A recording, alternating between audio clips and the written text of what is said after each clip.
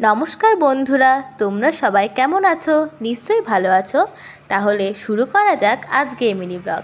কাল তো তোমাদের সাথে শেয়ার করেইছিলাম যে আজ আমরা ভোর ভোর করে দার্জিলিংকে টাটা দিয়ে রওনা দেব মিরিকের উদ্দেশ্যে। তাহলে চলো যাওয়া যাক।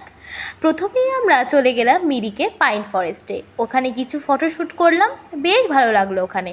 তারপর আমরা চলে গেলাম সীমানায়। সেখানে সবার যেটা বক্তব্য সেটা হচ্ছে এটা সীমানা এজন্যই যে একটা দেওয়ালের এপাশটা ইন্ডিয়া আর ওপাশটা নেপাল। ওখানে একটু ঘুরে বেড়ালাম, কিছু ফটোও তুললাম, আর আমরা সবাই ওখানে নেপালের চকলেটও কিনলাম। এরপর আমাদের গাড়ি ছেড়ে দিল, পৌঁছে গেলাম ভিউ পয়েন্টে।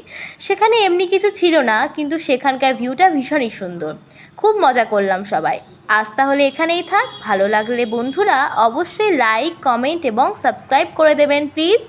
টাটা বন্ধুরা, সবাই ভালো থাকবে। দেখা হচ্ছে আবার পরে মিনি ব্লগে।